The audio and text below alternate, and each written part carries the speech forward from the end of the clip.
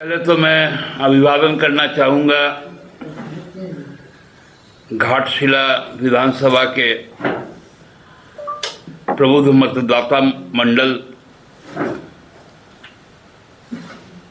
को, जो इतनी बड़ी संख्या में लोगों ने उपचुनाव में सामने आकर अपना जनादेश दिया, अपना फैसला सुनाया। हमको लगता है कि पूरे भारत में आज तक के जितने भी उपचुनाव हुए उसमें सर्वाधिक मतदान का रिकॉर्ड घाटशिला ने कायम किया। घाटशिला, मुसाबनी, धालबुंगर और गुड़ाबांधा प्रखंड के लोगों के प्रति हम लोग आभारी हैं कि सुबह 6 बजे से ही लोग घर से निकलकर मतदान केंद्रों तक गए और 5:30 पौने 6 बजे तक जब अंधेरा हो चुका था तब भी लोगों ने अपने मताधिकार का प्रयोग किया। गांव से लेकर शहर तक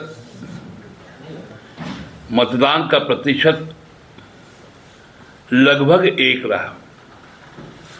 अमूमन देखा जाता था कि शहर में कम वोटिंग होती है, शहरी इलाकों में, और ग्रामीण इलाकों में वोटिंग ज़्यादा होता है। लेकिन इस बार इस मिथक को भी घाटशिला विधानसभा के मतदाता मंडल ने तोड़ा और लगभग बराबर की वोटिंग हुई।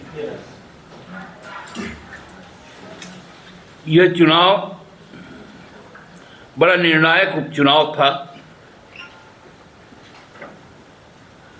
जहां एक तरफ 6 जिसमें 5 एक्स चीफ मिनिस्टर, पूर्व मुख्यमंत्री, एक वर्तमान मुख्यमंत्री उड़ीसा के, और उसके खिलाफ हमारा एक मुख्यमंत्री, उनके लगभग 6 वर्षों का कार्यकाल, रामदास का घाटशिला के साथ एक आत्मीय संबंध, गुरुजी के प्रति आस्था और उनको अर्पित श्रद्धांजलि, और सकारात्मक मुद्दों को लेकर जो हमने आगे बढ़ने का काम किया, वहाँ के विकास के लिए, खासकर शिक्षा के लिए, रोजगार के लिए, महिला सशक्तिकरण के लिए, सामाजिक सुदृढ़ता के लिए, उसका प्रतिफल है कि हम घाटशिला को एक बड़े अंतर से हम चुनाव जीतने जा रहे हैं। कई तरह की भ्रांतियां वहां फैलाई गई, कई तरह से चीजों को मोड़ने का प्रयास किया गया। भाजपा द्वारा अनर्गल बातें कही गई,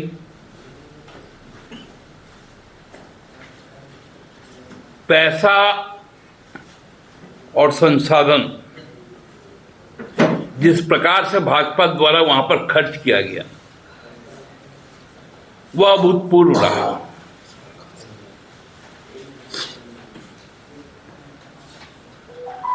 मतलब एटीएम में भी जाने से लोगों को अपना पहले कार्ड पंच करना पड़ता है, फिर पिन नंबर दबाना पड़ता है,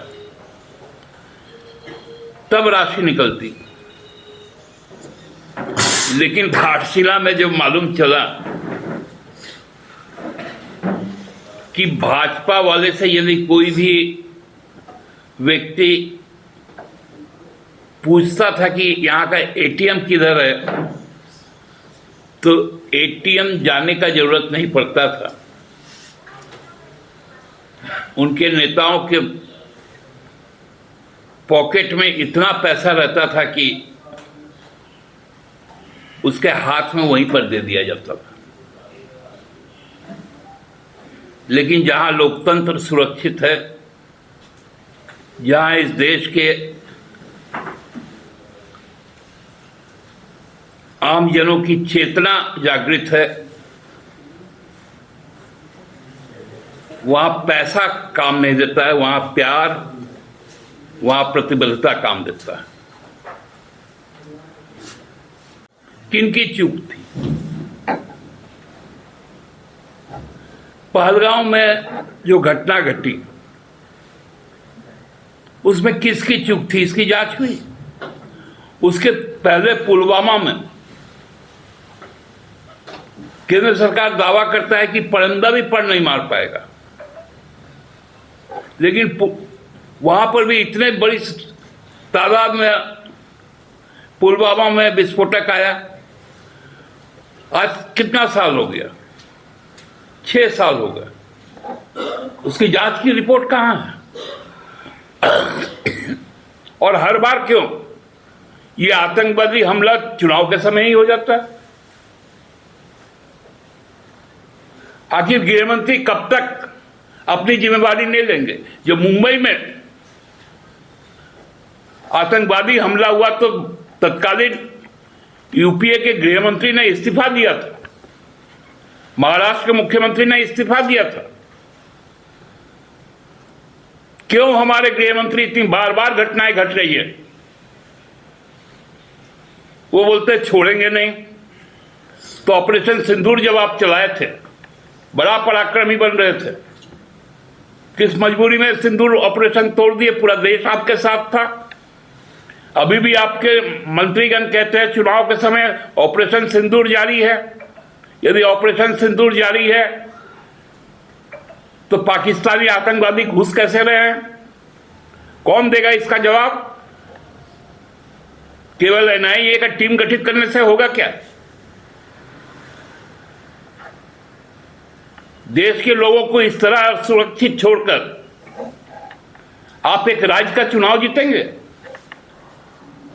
और देश का राजधानी दहल उठेगा?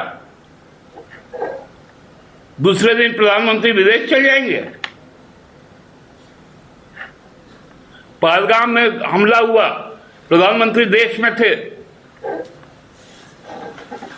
तब तक बिहार चुनाव की घोषणा भी नहीं हुई, लेकिन एक दिन बाद ही वो चले आए बिहार और चुनावी सभा को संबोधित किए और वहां बोले हम इसका बदला लेंगे। मेरे खून में सिंदूर दौड़ रहा।